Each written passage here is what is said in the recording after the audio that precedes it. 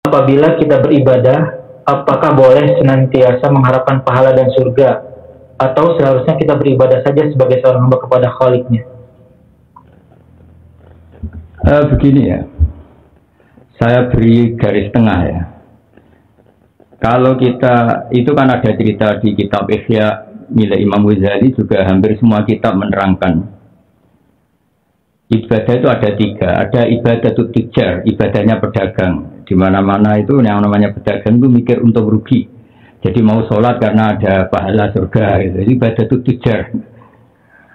Terus ada ibadatul abid. Orang yang karena takut ya, karena disuruh takut. Ya, karena kita mentalnya budak ya namanya takut ya nurut gitu. Tapi yang paling baik itu ibadatul akhrar. Ya dia beribadah itu sesuai fakta ya, sesuai al-haq. Saya kemarin ngaji di Gresik, juga sering ngaji lah. Ikhlas itu ibadah hanya karena Allah Ta'ala. Itu mungkin hati kita sering nggak ikhlas, tapi ilmu kita ikhlas. Saya berkali-kali bilang, ilmu itu segala-galanya. Karena kalau hati itu nggak stabil, maka kuatkan ilmu. Makanya untuk la ilaha illallah itu Allah tidak mengizinkan fatayakun, tapi fa'lam. Fa'lam itu ilmu. Ilmu itu la yuqabilu syakka walal irtiyab walal nakid. Ilmu itu tidak mungkin nggak benar. Asal itu ilmu.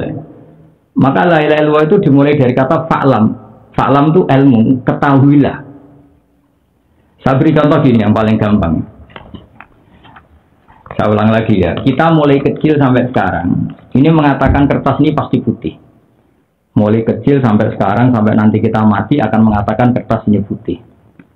Dan itu tidak ada yang gaji, seorang lagi tidak ada yang gaji. Kita bilang putih ya tidak ada yang bayar, kita bilang putih ya nggak ada yang ngancam. Artinya apa? Lama sekali kita ngomong ke sesuatu yang benar itu tanpa ingin dapat upah.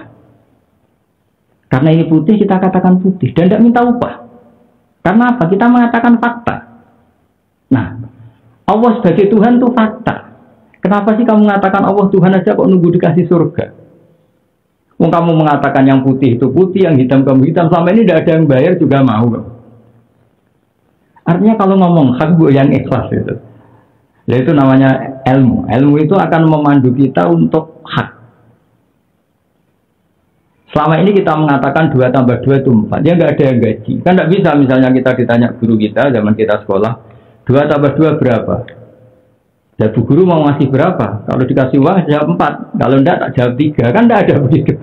Karena kita ingin jadi orang yang benar ya tetap 2 tambah 2 kita jawab 4. Padahal enggak ada gajinya. Nah, kenapa? Karena itu kenyataan. Nah, Allah Tuhan itu kenyataan. Kenapa kamu Tuhan kan nunggu dikasih surga? Itu cara berpikir orang ikhlas. Ya Allah tetap selalu Tuhan.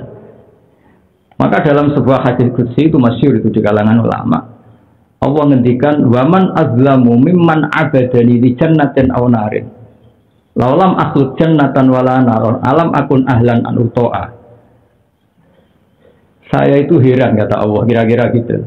Orang yang menyembah saya karena ingin surga atau takut neraka. Andai kan saya tidak menciptakan surga dan neraka, apa saya ini tidak Tuhan? Kan saya tetap Tuhan kata Allah. Meskipun saya tidak menciptakan surga atau neraka. Artinya Allah sebagai Tuhan itu ya sudah permanen. Meskipun andaikan Allah tidak menciptakan surga atau neraka. Maka kata ahli tafsir, saya ulang lagi kata ahli tafsir. Di Quran itu ada fattakun naro, takutlah neraka. Itu makom orang biasa, orang kebanyakan. Tapi kalau fattakun ya ulil albab, itu makomnya orang khusus. Fattaku mongko dia sira kabeh ning ingsun ya ulil albab. Kalau kamu orang yang takut Allah betul, yang punya akal, takutnya sama Allah, bukan sama neraka. Fattakun ya ulil albab. Jadi, ya soal kita nanti tetap takut neraka ya nggak apa-apa basyariah ya. Kita punya fisik yang tidak mungkin mampu menghadapi neraka dan kita diancam Allah dengan neraka ya kita takut neraka itu pun karena Allah menakutkan kita pada neraka, bukan karena nerakanya itu sendiri. Jadi kalau latihan ikhlas saya ulang lagi itu dimulai dari ilmu. Saya itu kalau pas tahajud, pas tafakur, saya biasanya kalau tahajud juga nggak lama. Tapi tafakurnya yang lama itu mesti begitu. Lama sekali saya mengatakan yang putih itu putih, yang hitam itu hitam, yang merah itu merah. Dan selama ini nggak ada yang gaji. Toh saya katakan saja seperti itu. Karena itu hak. Karena itu sesuatu yang benar. Begitu juga Allah itu Tuhan, itu hak suatu yang benar. Kenapa kita harus minta gaji? Nah, itu latihan ikhlas seperti itu. Pastikan dengan ilmu. Nah, tapi kalau hati ya kemana-mana. Namanya hati itu kan banyak, ya banyak keinginan lah, banyak gejolak. Tapi kalau ilmu itu enggak. Ilmu itu permanen. Sehingga untuk ilmu tauhid, untuk hal-hal yang prinsip dalam akidah itu pengawalnya itu satu, hanya ilmu. Fa'alam annahu la ilaha illallah, ilmu. Karena kalau rasa manusia itu kan, misalnya begini, orang berdoa. Namanya orang berdoa sama Allah kan mintanya terkabul. Itu hati, minta terkabul itu hati. Kalau ilmu enggak. Kalau ilmu gini, ya Allah saya ini hamba, sehingga selayaknya minta kepada engkau. Dan saya minta ini bukti bahwa saya lemah. Bisanya minta. Dan tahu saya engkau bisanya memberi. Saya pengalaman saya meminta, engkau bisanya memberi. Dengan pengalaman ilmu itu diberi atau tidak diberi, kamu tetap jadi orang yang benar karena sudah minta kepada zat yang benar. Makanya kata Syekh Abdul Al-Haddad, doa itu gak penting mustajab apa enggak, itu sudah ibadah karena bukti kamu kemawulah sama Allah, bukti kamu merasa lemah sehingga minta kepada Allah.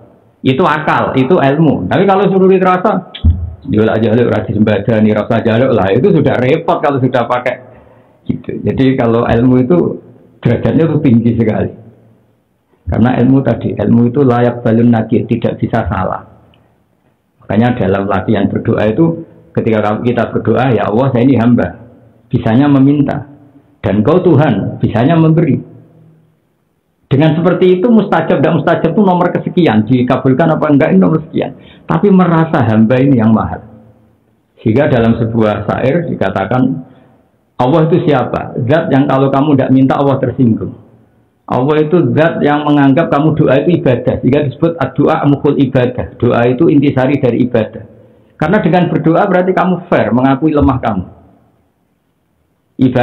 Ibarat kita dengan majikan ya, kalau kita minta itu bukti kamu merasa buruk, merasa bawahan. Jadi minta saja itu sudah nilainya plus. Berarti merasa ubudiyah, merasa kamu itu di bawah Allah. Nah, sehingga terus nanti urusan hati ingin terkabulkan, ini urusan kedua. Tapi yang penting perasaan kita ini menghamba. Buktinya apa? Kita bisanya memohon sama Allah. Makanya nggak boleh doa menggurui Allah, itu nggak boleh. Kalau doa itu menghamba.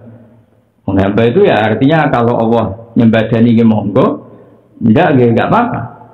Wong kita ini minta itu sudah bukti kebaikan kita, mengakui Allah itu pemberi.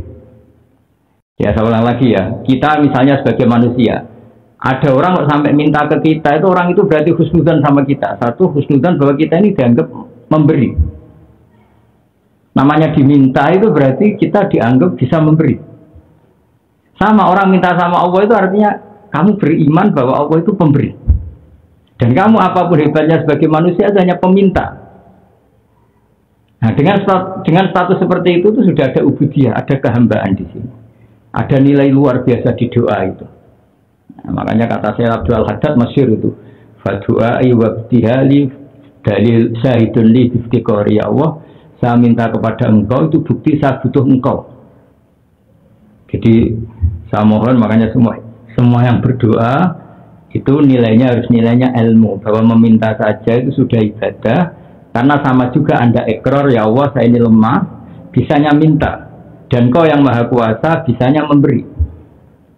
Nah setelah itu karena kita yakin Allah itu lebih tahu, cara nyembadatinya juga terserah Allah, bukan terserah kita. Kalau terserah kita mungkin hal itu tidak baik untuk kita. Saya berkali-kali cerita, di kitab Hikam itu ada cerita lucu. Ada seorang hamal itu tukang manol ya, tukang pekerja ngangkut barang, kalau bahasa Arabnya hamal.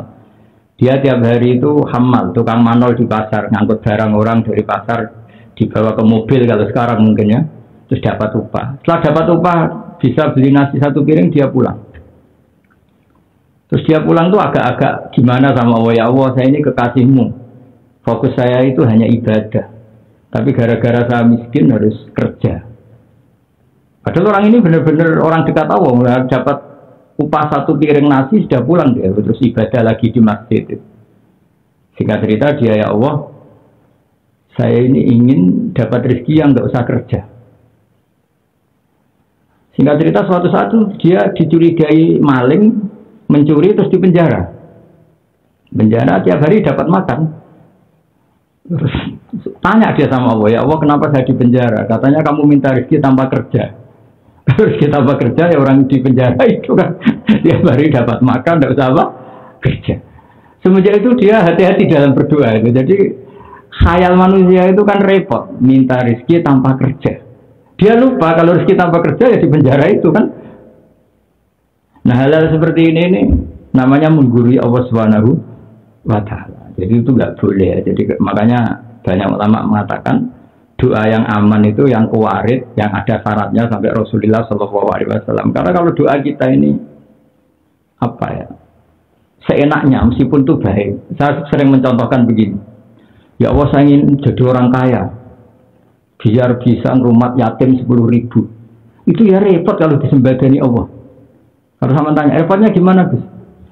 Kalau Allah nuruti kamu itu harus membunuh 10.000 bapak. Karena untuk menjadi yatim harus bapaknya mati dulu. Ya enggak? Setelah yatim, setelah bapaknya mati harus baru jadi apa? Yatim. Jadi ribet seperti itu. Doa yang umum saja. Ya Allah saya ingin jadi orang baik. Saya jadi orang yang bermanfaat. Tidak usah detail-detail gitu. Kalau kamu berdoa, ya Allah saya ingin jadi orang kaya yang bisa merawat orang miskin 10.000. Berarti Allah harus menciptakan orang miskin 10.000. Supaya kamu rawat. Sehingga nggak usah lah. Makanya ngendikannya Rasulullah, nanti di akhir zaman banyak orang berlebihan dalam doa. Itu nggak baik. Ya sudah kalau berdoa, ya Allah saya ingin jadi orang yang bermanfaat di dunia dan akhirat. Yang umum-umum saja. Rabbana atina fid dunya hasanah fil akhirati hasanah wa qina adzabannar. Nggak usah yang jelimet-jelimet. Nanti kalau yang jelimet-jelimet jangan-jangan tadi minta rezeki tanpa kerja ternyata dapatnya di penjara. Itu kita dapat makan tanpa apa? Kerja.